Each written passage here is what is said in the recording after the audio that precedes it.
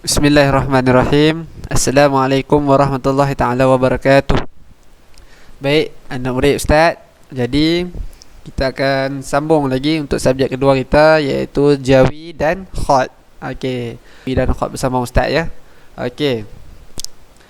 Okey, pada minggu ni Ustaz entah Ustaz Adum dah faham dan arif semua apa yang Ustaz ajar. Ada dua pada minggu ni Ustaz nak masuk tajuk baru, iaitu ayat nafi.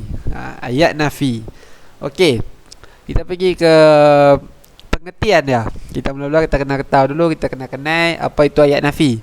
Kita pergi ke pengertian ayat nafi. Okey, di sini antum lihat pengertian ayat nafi. Okey. Apa itu ayat nafi?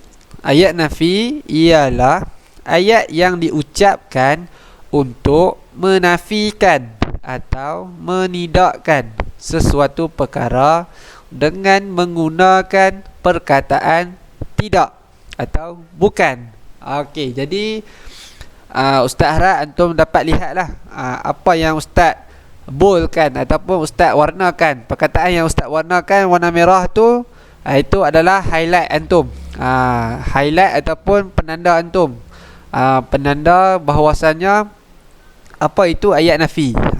Jadi ayat nafi ni dia ucapan yang untuk menidakkan ataupun menafikan sesuatu benda tu. Jadi macam antum kata tidak. Tidak tu maksudnya tidaklah ayat nafi lah. Ayat nafi ataupun bukan. Contoh ayat saya bukan pelajar di sekolah SK Batu Kekar. Jadi itu merupakan ayat nafi. Contoh ayat tidak pula. Contoh saya tidak ke sekolah hari ini. Jadi itu merupakan ayat nafi. Jadi mudah sahaja. Antum mudah sahaja. Ayat nafi ni mudah sahaja.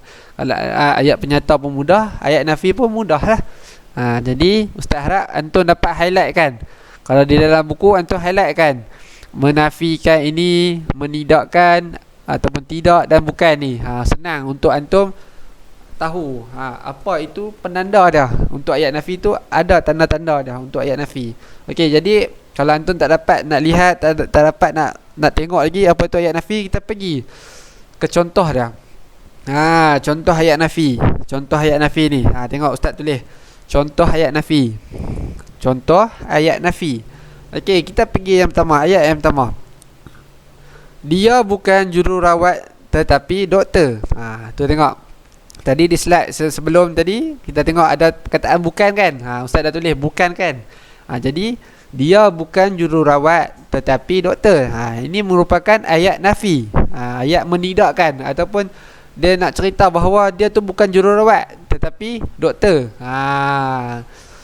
Orang duk sangka dia jururawat tapi bukan dia. Dia kata bukan jururawat dia tapi dia doktor. Okey. Ayat kedua, Ahmad tidak suka mendengar radio. Jadi ayat ini nak menceritakan bahawa Ahmad ini tidak suka mendengar radio. Dia tak suka langsung dengar radio. Kira tu ayat nafi lah, ayat menidakkan. Dia nak cerita kata contoh Ustaz kata Ahmad tu suka dengar radio, tapi Ahmad tu kata Ahmad tidak suka dengar radio. Tu dia nak menidakkan apa yang Ustaz cakap tadi. Yang suka radio tadi, suka dengar radio tadi. Okey, kita pergi ayat yang ketiga. Tidak semua yang kita makan baik untuk kesihatan. Jadi ini pun merupakan ayat nafi. Tidak semua yang kita makan itu baik untuk kesihatan. Contoh yang tak baik untuk kesihatan, jajan, keropok yang ada perisa, ayat manis. Jadi itu tidak baik untuk kesihatan antum semua. Jadi ini merupakan ayat yang menidakkan. Yang menidakkan bahawasanya semua makanan ada yang tak baik, ada yang baik untuk kita makan. Okey, Ustaz harap antum dapat fahamlah apa itu ayat nafi. Jadi Ustaz akhiri video ni dengan wabillahi taufiq wal hidayah. Wassalamualaikum warahmatullahi taala wabarakatuh. Kita jumpa pada minggu hadapan pula insya-Allah. Latihan untuk ayat nafi pula. Okey.